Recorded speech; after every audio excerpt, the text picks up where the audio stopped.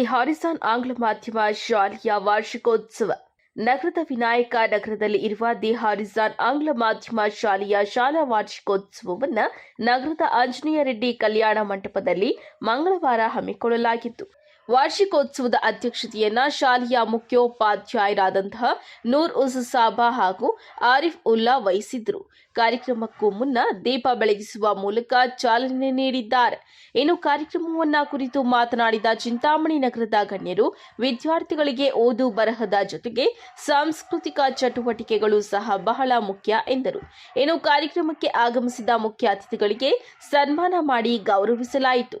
ಹಾಗೆಯೇ 2022-23ನೇ ಸಾಲಿನ ಎಸ್ಎಸ್ಎಲ್ಸಿಯಲ್ಲಿ ಪ್ರಥಮ ಸ್ಥಾನ, ದ್ವಿತೀಯ ಸ್ಥಾನ, ತೃತೀಯ ಸ್ಥಾನ ಪಡೆದ ವಿದ್ಯಾರ್ಥಿಗಳಿಗೆ ಸನ್ಮಾನ ಮಾಡಿ ಗೌರವಿಸಲಾಯಿತು. ಶಾಲಾ ವಾರ್ಷಿಕೋತ್ಸವದಲ್ಲಿ 1ನೇ ತರಗತಿಯಿಂದ 10ನೇ ತರಗತಿಯ ವಿದ್ಯಾರ್ಥಿಗಳಿಂದ ಸಾಂಸ್ಕೃತಿಕ ಚಟುವಟಿಕೆಗಳು ಇದ್ದವು. ಇನ್ನು ಇದೇ ಸಂದರ್ಭದಲ್ಲಿ BEO Umadevi, ECO Nagaraj, CRP Bhaskar Reddy, ನಗರಸಭಾ ಸದಸ್ಯರುಗಳಾದ ಹರೀಶ್, ಮೊಹಮ್ಮದ್ ಶಫೀಕ್, ರುಬಿಯಾ ಸುಲ್ತಾನ, ಅಕ್ಬರ್ ಶಾ ಸಾಬ್, ಶಾಲೆಯ ಮುಖ್ಯಸ್ಥರಾದ ಆರಿಫ್ ಪಾಷಾ ಮತ್ತು ನೂರಸ್ ಸಾಬಾ, ಶಾಲೆಯ ಮುಖ್ಯೋಪಾಧ್ಯಾಯರಾದಂತಹ ನವೀದ್ ಅಹ್ಮದ್, ವಿದ್ಯಾರ್ಥಿಗಳ ಪೋಷಕರು ಹಾಗೂ ವಿದ್ಯಾರ್ಥಿಗಳು ಹಾಜರಿದ್ದರು.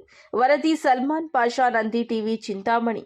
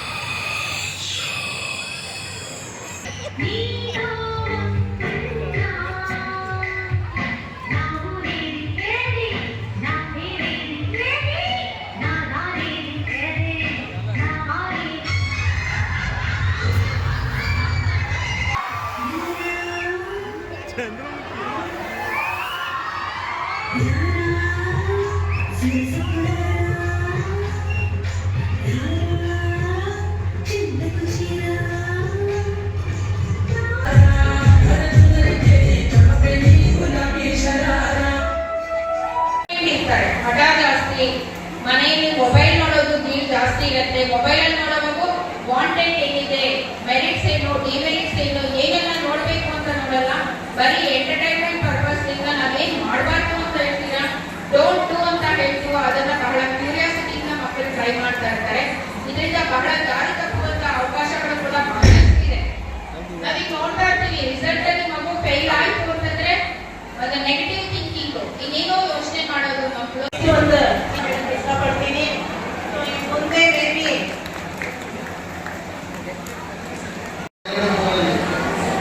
ಈಗ 700 ಜನ ಅಂದ್ರೆ 700 ಸ್ಟೂಡೆಂಟ್ಸ್ ಆಗಿ ಇವತ್ತು ಹಿಂದಿದ್ದು 25ನೇ ವರ್ಷದ ಒಂದು ಆನ್ಯುವಲ್ ಡೇ ಸೆಲೆಬ್ರೇಟ್ ಮಾಡ್ತಾ ಇದ್ದಾರೆ ಅಂದ್ರೆ ಅವ್ರಿಗೆ ತುಂಬಾ ಶ್ಲಾಘನೀಯವಾಗಿ ಹೇಳ್ತೀನಿ.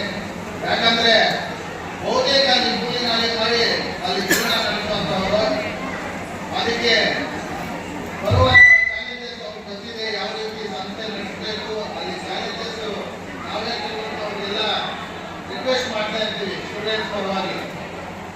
ಆದ್ದರಿಂದ ನಾನು ಪೋಷಕರಲ್ಲಿ ಮಕ್ಕಳಲ್ಲಿ ವಿನಂತಿ ಮಾಡೋದಿಷ್ಟೇ, ನಿಮ್ಮ ತಂದೆ ತಾಯಿಯಂದಿರು ಕೊಡುವಂತ ಕಷ್ಟನ ದಯವಿಟ್ಟು ತಮ್ಮ ಮನಸ್ಸಿನಲ್ಲಿ ಇಟ್ಕೊಂಡು ನಿಮ್ಮ ಪಾಠ ಪ್ರವಚನಗಳನ್ನು ಮನಸ್ಸಿನಿಂದ ಚೆನ್ನಾಗಿ ಓದಬೇಕು.